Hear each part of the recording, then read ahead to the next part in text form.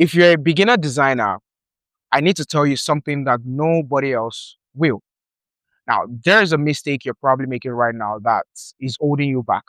I see it everywhere in portfolios, in design communities, in the work that beginner designers, probably send me.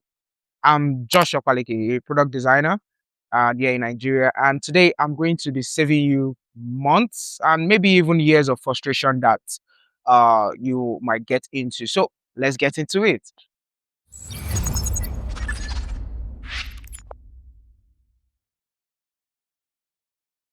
The biggest mistake I see beginner designers make is that they try to make everything unique. Now, listen to me. When you're starting out in design, you want to stand out. You want people to look at your work and think, "Wow, this is different. This is creative. This person is special." So, what do? You start reinventing everything. You put navigation, systems or but basically navigation in unusual places. You create custom icons that no one has ever seen before. Like you hide search bars. You just do things in like weird ways. You make buttons that don't look like buttons because you want to be creative. And I get it, I really do. Because well, I did the exact same thing when I was starting out. But here's the problem with that approach. And this is something I wish someone had told me years ago, right? Users don't want to learn new interface every time they use an app. Now, think about the apps you use every day.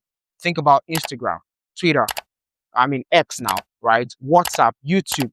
You know exactly where everything is, right?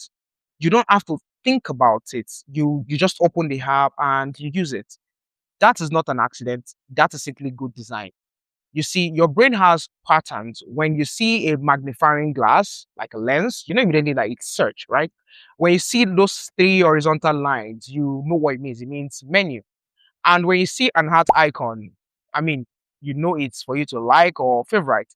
Now, these patterns exist because they've been tested by millions of users across thousands of apps. They work. But as a beginner, right, you think that is boring. Everyone does that. I need to be different. Let me just, put a little bit of sauce in it. And that's where, if you're building a real product, you start losing users because they don't want to think. They want to use your product and move on with their lives. So when you force them to figure out your creative interface, you're not just being innovative, you're just being difficult. So here's the truth about design that nobody tells beginners, right? Good design is invisible. And I'll basically say that again, right? Because it's important. Good design is invisible. Users shouldn't notice your interface, and I'll explain. They should just be able to use it effortlessly without thinking about that said interface. Your job as a designer is not to be essentially creative with structure and layout. Your job is to solve problem. Your job is to make things work. Now, let me give you an example. Let's say you're designing a fitness app and you want to stand out. So, I mean, you decide to add, let's say, the workout tracking feature behind a custom gesture, right? Maybe a three-finger swipe or an ID button that appears only when you shake your phone. Sounds innovative, right? Creative, different. I mean, if you want to, maybe for people that don't understand what I'm saying, when you shake on an iPhone, it brings back like the undo feature. Now, a lot of people are just looking for something simple, right? Where you just click start workout, right? And you just get to work out. People just want to work out. So there's no really need for you to redesign quite a number of things, right? They just need something that is big and obvious right there in front, in the home screen. Standard, predictable, boring even. Guess what? If you have that, people would actually use the app instead of trying to be so creative with it, and then rather people spending time trying to figure out your interface, they would actually spend time working out. And that's good design. So what should you do instead? Now, here's a framework I use, right? So there are places you should be creative. There are places, you should not absolutely be creative. Do not be creative with your navigation system. Let me just put it like that. Put it at the top, or by the left hand side, or by the bottom. That's it. Don't get fancy. Don't get creative with icons. Especially a magnifying glass means search. A shopping cart means cart. A house means home. Don't change what people already understand. Don't be creative with basic interactions. Buttons should look like buttons. Link should be underlined and colored.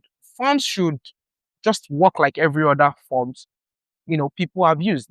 So where should we be creative? And that is your visual style, your colors, your typography, your spacing. That's where your personality shines through. Your brand elements, your illustrations, your imagery, the voice, the tone of your voice, right? Your micro interactions, these smooth animations, those delightful, little details that make using your product enjoyable. Your content presentation, how you organize information, how you tell your story within those standard patterns. Think of it like this: the structure is boring, the style is exciting. Keep the boring stuff predictable so the exciting stuff can actually shine. That's the secret. Now, here's what I want you to do right now. First, study the apps you use every day, not as a user, but as a designer.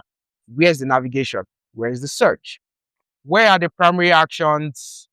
Notice the patterns. Those patterns exist for a reason. Secondly, when you're designing, start with structure first. Before you add any color, any fancy visuals, any creativity, get the structure right.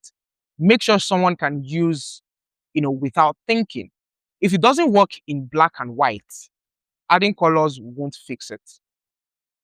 Third, and this is the crucial one, right? Test your designs with real people, not other designers, real people who have never seen your interface before. Give them a task, watch them use it. If they hesitate, if they get confused, if they have to think too hard, you probably tried to be too creative with the structure. So remember this: familiar patterns equal comfortable users, and comfortable users equal successful products. And that's the formula.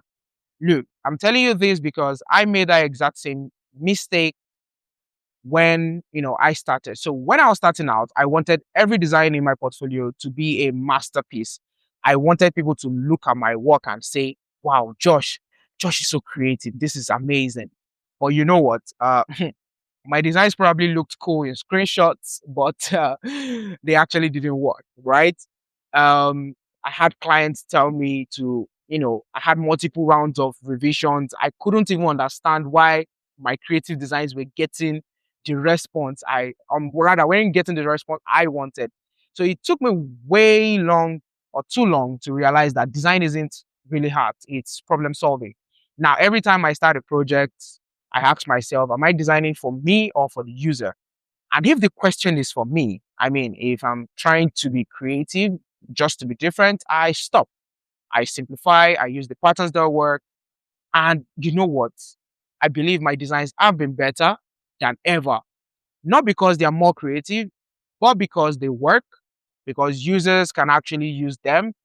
That's the shift you need to make as a designer. So here's my challenge to you: go look at your latest design right now. Are you using the standard patterns? Are you trying to reinvent the wheel? Are you designing for users, or you're designing to show off? Be honest with yourself. And if you're trying too hard to be creative with, structure, simply just simplify it, right? Use the patterns that work and then pour all that creativity into your visual design. If this video has helped you, hit the subscribe button. I'm going to be dropping more design tips every now and then. And I'm on a mission to help designers, especially here in Africa, level up their skills and build better products. So drop a comment right now. Tell me, what's your biggest design challenge? What are you struggling with? I read every single comment, and I make videos based off of. I'm gonna make videos based on your comment too. Let's grow together. Let's design with purpose. So see you in the next one. Cheers.